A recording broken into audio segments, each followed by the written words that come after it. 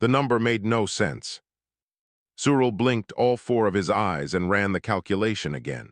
His long fingers moved across the holographic display, pulling data streams, cross-referencing combat reports, checking for system errors.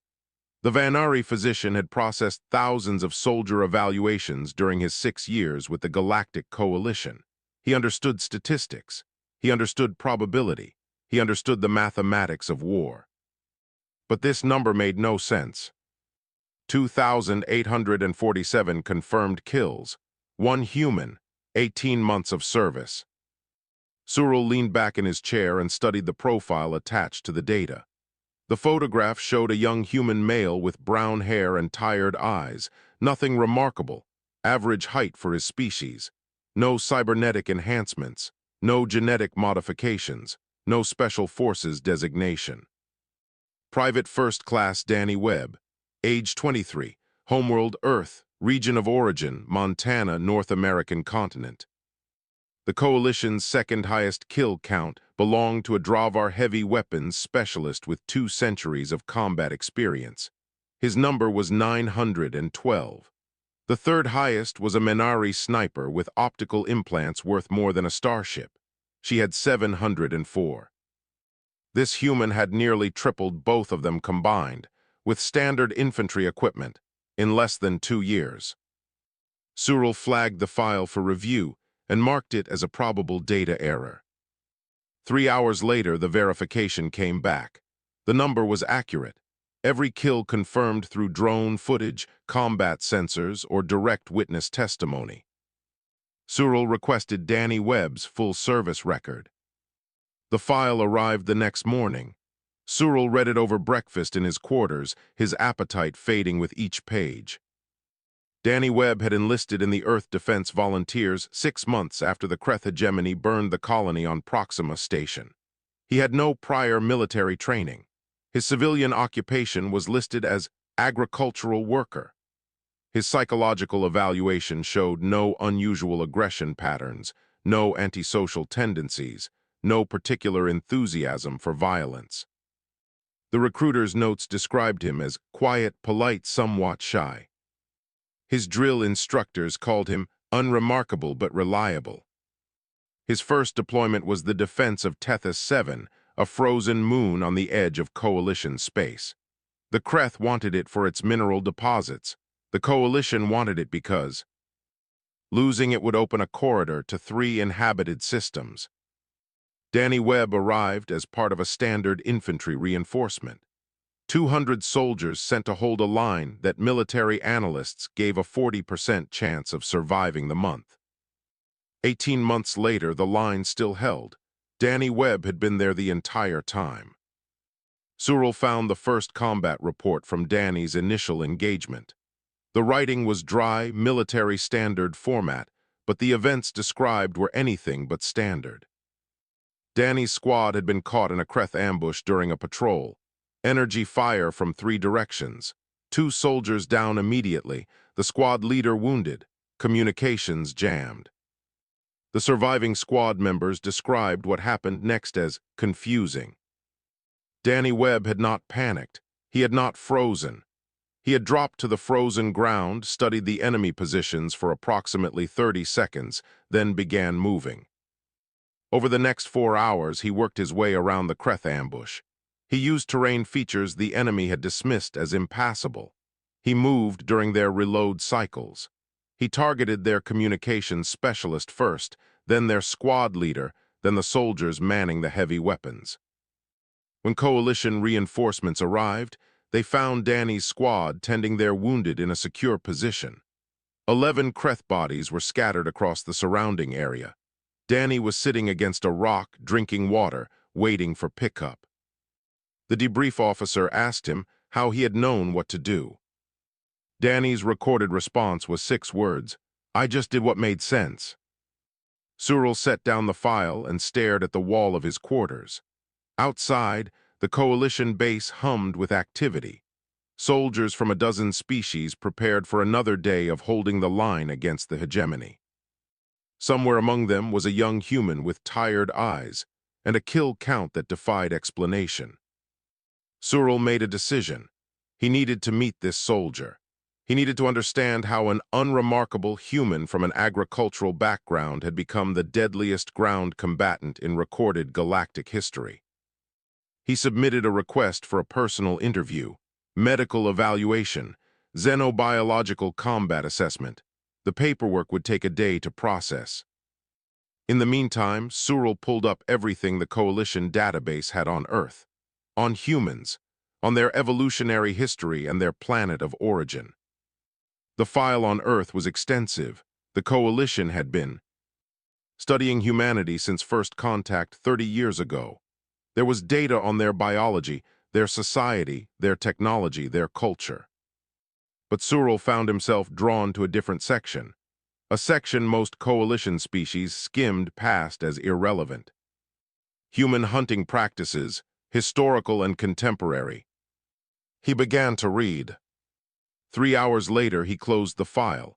His hands were trembling slightly. His 4 eyes kept returning to a single paragraph near the end. Humans are classified as persistence predators. Unlike species that rely on speed or ambush tactics, humans historically pursued prey over long distances, sometimes for days until the target collapsed from exhaustion. This hunting method requires extreme endurance, environmental adaptation, and psychological resilience. The human hunter does not need to be faster than the prey. The human hunter simply needs to never stop. Surel looked at Danny Webb's file again. The photograph still showed a young man with tired eyes. Nothing remarkable, nothing special.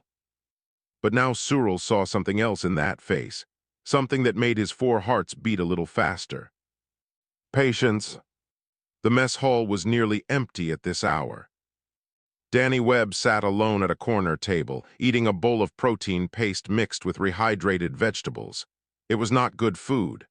Nobody on Tethys 7 expected good food, but it was fuel, and fuel was what mattered. Surel approached carefully.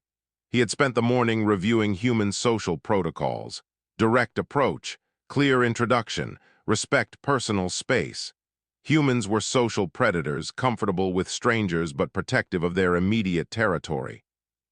Private Webb, I am Senior Medical Officer Surel. May I sit with you? Danny looked up. His eyes moved over Surel's body, noting his height, his 4 arms, his Coalition medical insignia. The assessment took less than a second. Sure. Surel sat across from him. This close he could study the human in detail. Danny was lean but not thin. His movements were economical, no wasted energy. His hands were scarred, old marks that predated military service. I am conducting research on human combat performance, Surel said. Your record has come to my attention. I was hoping you might answer some questions. Danny shrugged. Don't know what I could tell you, I'm just infantry. Surel activated a small recording device and placed it on the table. For my records, the interview is voluntary, you may decline any question. All right. Surel had prepared a list of questions, psychological evaluations, combat behavior analysis, standard xenobiological assessment protocols. But looking at Danny Webb eating his bland meal in a frozen outpost on the edge of Coalition space, he set the list aside. Tell me about your home, Surel said instead. Danny paused, something shifted in his eyes, not suspicion, something softer. Montana, he said.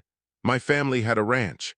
Cattle mostly, some crops when the weather allowed. It's mountain country, cold in winter, real cold. Cold, Surel repeated. Colder than Tethys 7. Danny actually smiled at that. It was a small expression, barely visible but genuine. About the same some years. We used to get storms that would last a week. Couldn't leave the house. Had to make sure the cattle were sheltered before it hit, or you'd lose half the herd. And you worked on this ranch as a child.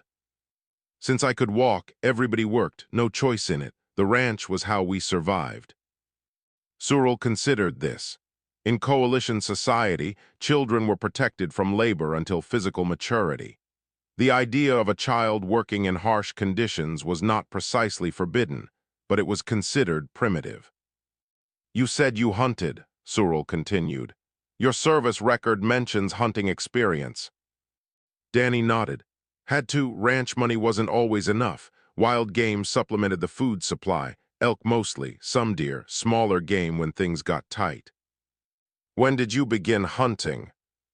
Started going with my father when I was 6. Made my first kill at 8. Cyril's stylus stopped moving. 8 years old. It was a rabbit. Dad let me use his old rifle. Took me 4 tries to hit it. Danny's voice was neutral, almost fond. After that, I practiced until I didn't miss any more.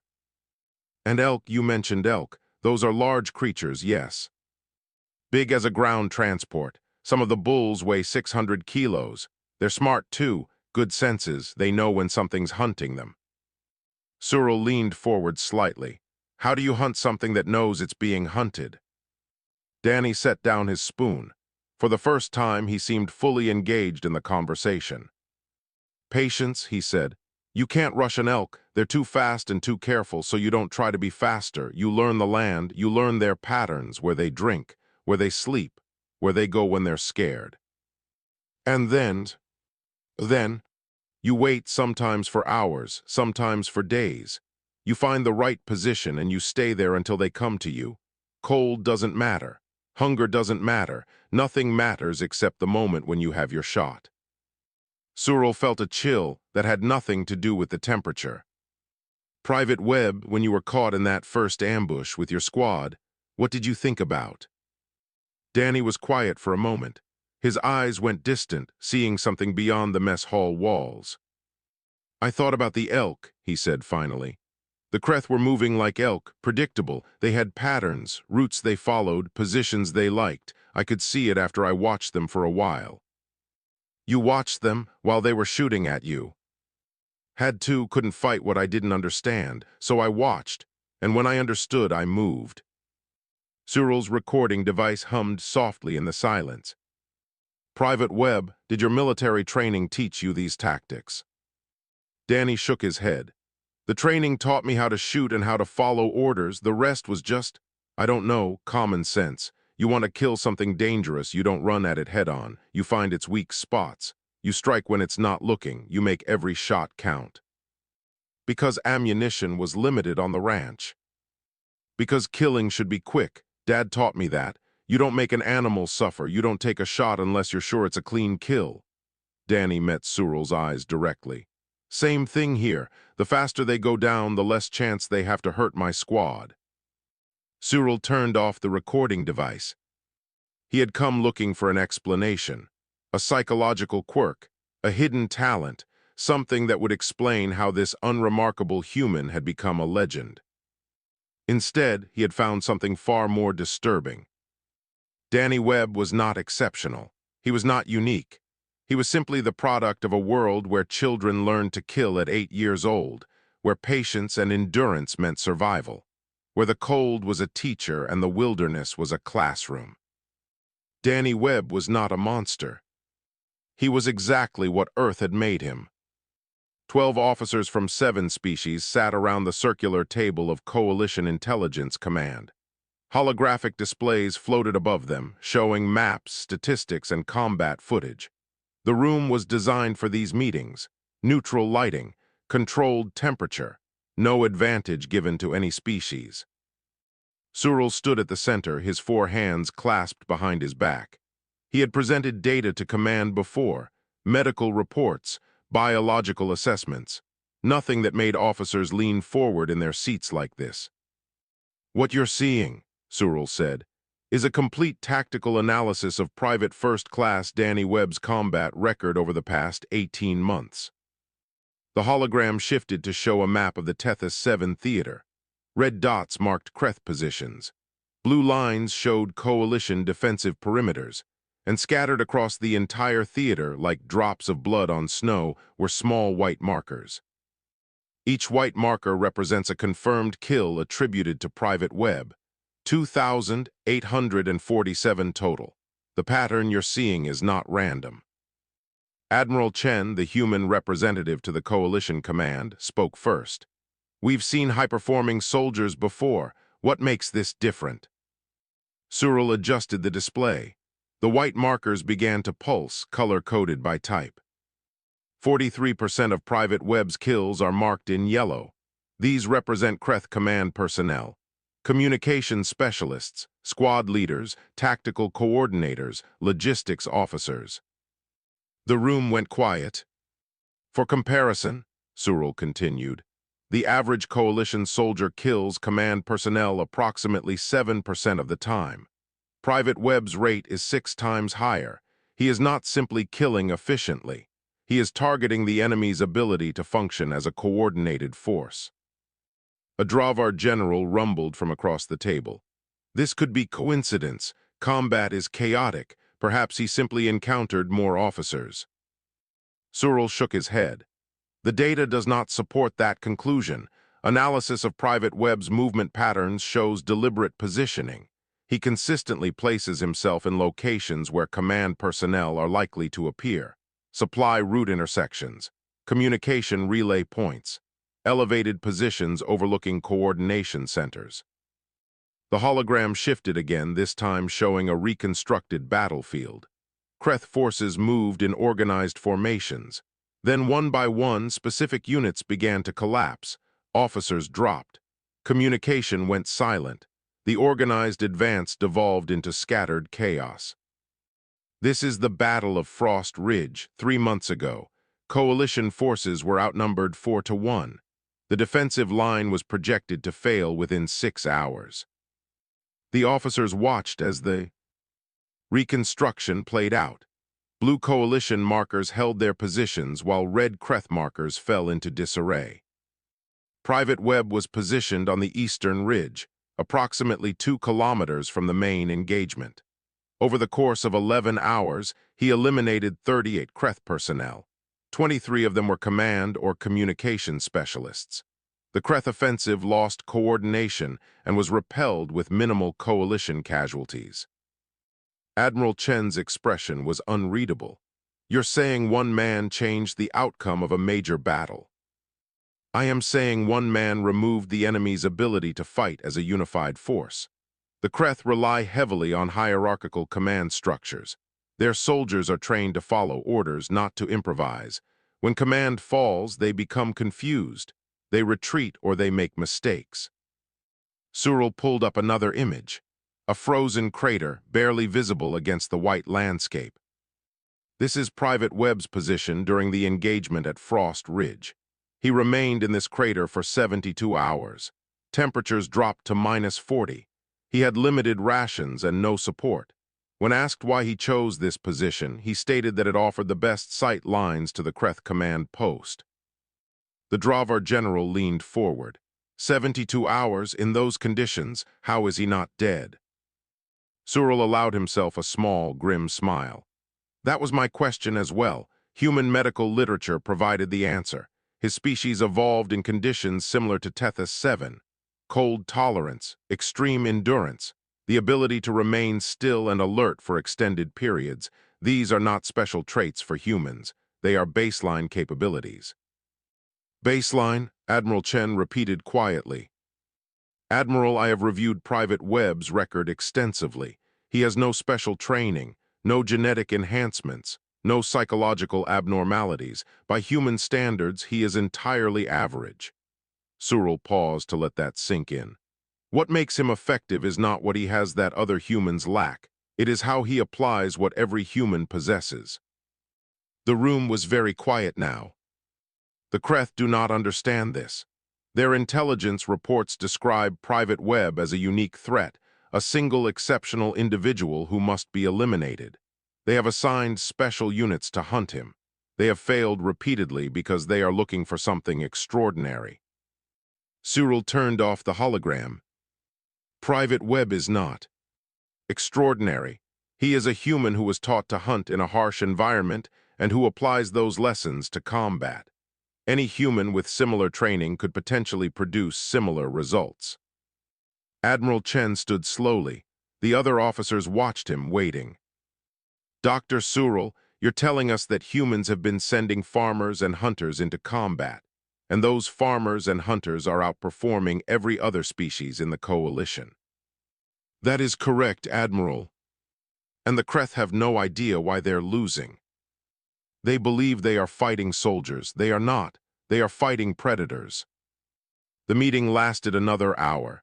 Tactical implications were discussed. Training protocols were reviewed. Nobody said what everyone was thinking.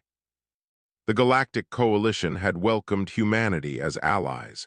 They had accepted human soldiers as valuable but unremarkable additions to the war effort. They had assumed that humans were simply another species, with slightly higher endurance and slightly less technological development. They had never considered the possibility that they had invited apex predators into their war. And they had never asked what would happen when those predators found worthy prey. The Kreth command vessel hung in the darkness between stars. High Commander Skethys reviewed the latest reports from the Tethys 7 theater. His mandibles clicked with frustration. 3 offensive campaigns had collapsed, supply lines disrupted, communication networks shattered, morale among the ground forces was deteriorating. And everywhere the same reports, the same whispered name. The patient death. Skethys had commanded hegemony forces for 60 years. He had conquered 12 worlds. He had never faced an enemy like this. "Show me the pattern," he ordered. The tactical officer activated the holographic display. Red markers showed hegemony losses across the theater, but certain clusters stood out. Officers, specialists, communication technicians, the vital components of a functioning military machine. "The losses follow no predictable schedule," the officer reported. "Sometimes daily, sometimes nothing for weeks, but when they occur, they are always precise, always critical targets. The units affected lose coordination and fall back." "One soldier," Skethys said. "Intelligence confirms it is one soldier." "Confirmed, Commander. Human, male, infantry designation, no special equipment, no support team." Skethys studied the display. The clusters of losses formed a rough circle around the coalition defensive line. Wherever this human operated, the hegemony could not advance. "Dispatch hunting unit to his sector. Full specialist team. I want this creature captured or killed." The tactical officer hesitated. "Commander, we have sent hunting units before. 4 teams, none returned." "Then send the 5th, and the 6th if necessary. This war will not be lost because of one human." 3 days later, the hegemony launched its largest offensive of the year. 20,000 soldiers, heavy armor, air support. The target was the coalition supply depot at Grid 7, the heart of their defensive network. Danny Webb's squad was positioned at the forward observation post when the attack began. The first wave hit at dawn. Energy fire lit up the frozen landscape. Coalition positions came under immediate pressure. Communications were jammed. Reinforcements were hours away. Danny's squad leader took a hit in the first exchange. 2 more soldiers fell before they could reach cover. The remaining 7 huddled behind a rock formation, pinned down and waiting to die. Danny did not huddle. He studied the enemy advance, counted the units, identified the command vehicles, tracked the movement of the specialist team that was clearly not focused on the main assault. They were looking for him. Danny turned to his squad. "Fall back to the secondary position, take the wounded, I'll buy you time." "Webb, that's suicide. There's thousands of them out there." "Then I better get started." Danny Webb moved into the frozen waste. He carried his rifle, his sidearm, 4 grenades, and 3 days of emergency rations. Behind him, his squad began their retreat. For the next 36 hours, the hegemony learned what it meant to be hunted. Danny did not fight like a soldier. He did not hold positions or engage in firefights. He moved through the terrain like a ghost, appearing only to kill and then vanishing before the enemy could respond. The specialist team found his trail on the first day. They were Kreth elite, trained specifically to hunt and eliminate high-value targets. They had never failed a mission. Danny let them follow him. He led them through a frozen canyon where the wind cut like knives. He led them across an ice field where the temperature dropped below survivable limits for Kreth physiology. He led them into an ambush he had prepared 6. Months ago, during a quiet week when he had nothing better to do. The specialist team died in that canyon. Danny killed 7 of them in the first volley. The remaining 5 scattered. He hunted them through the night, one by one, until none were left. By the second day, the hegemony offensive was losing momentum.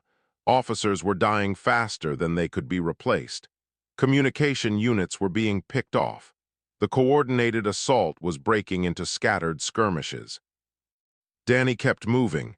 He did not sleep. He ate while walking. He used the cold as a weapon, operating in conditions that would kill an unprotected Kreth in hours. 94 confirmed kills in 36 hours. On the third day, the offensive collapsed. Hegemony forces retreated to their staging areas. The coalition supply depot remained secure. Danny Webb walked back to friendly lines at sunset. He was carrying 2 wounded soldiers he had found during his hunt, soldiers who had been left behind when their unit fell back. He had been carrying them for 6 hours. The medical team tried to make him lie down. He refused. He wanted food first, and water, and 5 minutes to clean his rifle. Then he would rest. Cyril was there when they brought Danny in. The physician watched as this unremarkable human ate a cold meal and checked his equipment. There was no celebration, no pride, just quiet efficiency. "Private Webb," Cyril said. 94 kills, you broke your own record. Danny shrugged. "They made it easy, they kept coming to me." "You could have retreated with your squad." "My squad needed time. I gave them time, that's the job." Cyril sat down across from him. "The Kreth have a name for you now. They call you the Patient Death." Danny considered this. He did not seem impressed or concerned. "Stupid name," he said finally. "I'm not Death. I'm just the guy who does what needs doing." He finished his meal, cleaned his rifle, and went asleep. 12 hours later, he was back on patrol. Dr. Amara Okonkwo had evaluated hundreds of soldiers. She knew the signs of trauma, the nightmares, the hypervigilance, the emotional numbness that followed too much death. She had treated heroes and cowards and everyone in between. She understood the toll that combat took on the human mind. But the man sitting across from her did not fit any pattern she recognized. Danny Webb looked tired. That was normal. Everyone on Tethys 7 looked tired, but there was no tension in his shoulders, no nervous energy, no carefully maintained distance in his eyes. He looked like a man who had finished a long day of work and was ready to go home. "Private Webb," Amara began, "you've been referred to me for a standard psychological evaluation. Your commanding officers have concerns about your combat record." "What kind of concerns?" "Your kill count has exceeded 4,000. That's unprecedented. Some people worry about the psychological impact of that level of sustained violence." Danny nodded slowly. "They think I'm crazy." "They think you might be struggling. Are you?" "No, ma'am, I'm doing fine." Amara studied him. He met her gaze without difficulty, no avoidance, no defiance, just simple, honest engagement. "Tell me about how you feel after combat," she said. Danny thought about it. "Tired mostly, sometimes hungry. The cold drains you out there, takes a while to warm up again." "And emotionally, how do you feel about the killing?" "I don't feel much about it. Is that wrong?" Amara leaned back. "I'm not here to judge you, Private. I'm here to understand. When you kill an enemy combatant, what goes through your mind?" Danny was quiet for a moment. His hands rested on his knees, still and calm. "I think about my shot," he said finally. "Did I hit clean? Did they go down quick? If I missed, I think about why, whine maybe, movement I didn't account for, something I need to do better next time." "You think about technique." "I think about doing the job right. My dad always said a bad kill was a shameful thing. You don't make an animal suffer. You don't take a shot you're not sure of. Every trigger pull means something." Amara considered this. "Your father taught you to hunt." "He taught me everything, how to track, how to wait, how to read the land." Danny's voice softened slightly. "He taught me to respect what you're hunting. Even if you have to kill it, you respect it." Do you respect the Kreth? They're trying to kill my squad, trying to kill the people back home. I don't hate them for it. They're just doing what they think they need to do, but I can't let them. So you kill them? So I stop them. Killing is how you stop something that won't stop any other way. Amara was quiet for a long moment. She had expected something else from this conversation. Guilt, perhaps, or suppressed rage, or the cold detachment of a psychopath. What she found instead was something almost peaceful. Danny Webb had made peace with what he did, not through denial or rationalization, but through a framework she had never encountered. He was not a soldier trying to justify violence. He was a hunter applying ancient ethics to modern war. Private Webb, can I ask you something personal? Sure. What do you think about at night? When you're lying in your bunk, what's on your mind? Danny smiled. It was small but genuine. Home mostly, the ranch. The mountains in summer. My nephew, he's 3 now, never met him in person, just pictures my sister sends. He reached into his chest pocket and pulled out a folded piece of paper. It was worn at the edges, handled many times. Got this last month, from a family on one of the colonies we evacuated. They wanted to thank the soldiers who held the line while the transports got away. Amara took the paper. It was a letter handwritten from a mother and 2 children. They don't know my name, Danny said. They just know somebody fought for them, that's enough. He took the letter back and returned it to his pocket. Doc, can I ask you something? Of course. All those Kreth I stopped, how many people are alive because I stopped them? How many colonies didn't get burned? How many families got to stay together? Amara did not have an answer.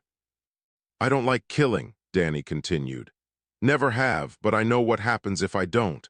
I've seen what the hegemony does to people, so I do the job, I do it clean, and I do it right, and I don't lose sleep over it. He stood up. The interview was clearly over in his mind. Is there anything else, ma'am? Amara shook her head. No, Private, I think I have what I need. She watched him leave. Then she sat alone in her office for a long time, thinking. Her evaluation would conclude that Danny Webb showed no signs of psychological damage, no pathology, no concerning patterns of behavior. He was simply a product of a world that still remembered what survival meant. And in a galaxy at war, that made him more valuable than any weapon ever designed. The war ended on a Tuesday. News broadcasts spread across the coalition within hours. The Kreth hegemony had signed the surrender documents at Neutral Station 7. The fighting was over. The colonies were safe. 100 worlds celebrated simultaneously. Danny Webb was cleaning his rifle when his squad leader told him. He nodded, finished the cleaning, and went to get dinner. The ceremony was scheduled for 3 weeks later. Coalition Command wanted to honor the soldiers who had made the difference. Danny's name was at the top of every list. Final confirmed kill count, 4,612. The highest in recorded galactic warfare. No other soldier from any species came within 2,000 of his number. They offered him medals, he declined. They offered him promotions, he declined those too. They offered him speaking tour, documentary deals, a position training the next generation of human soldiers. He listened politely to each offer and said no to all of them. 3 days before the ceremony, Surul found Danny on the observation deck. The Vanari physician had spent 2 years studying this human. He still did not fully understand him. You're refusing everything, Surul said. May I ask why? Danny was watching the stars. His face was calm, almost peaceful. What would I do with metals? Can't eat them, can't wear them in the field, they're just metal. They represent recognition, gratitude, your species values such things. My species values a lot of things. I value going home. Surul stood beside him. The stars beyond the window burned cold and distant. The Coalition considers you a hero. The Kreth consider you a legend. Does that mean nothing to you? Danny was quiet for a moment.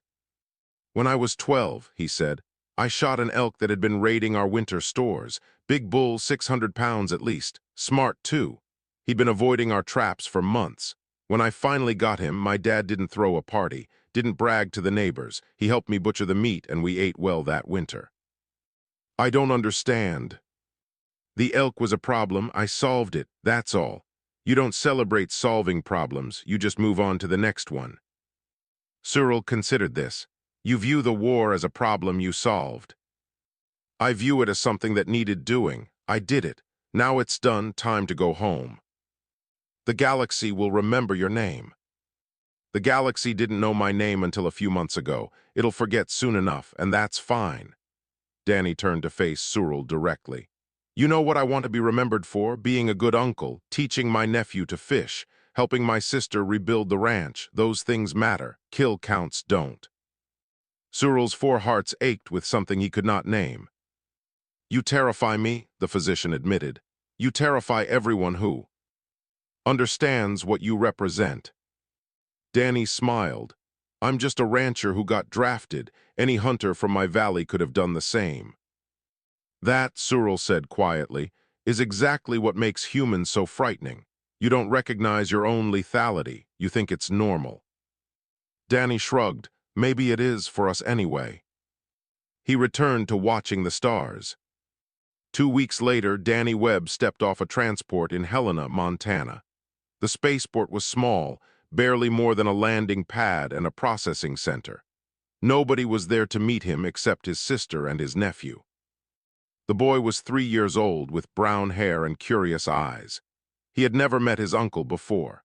But when Danny knelt down to say hello, the boy reached up and touched his face, studying him with the same patient attention Danny used for everything.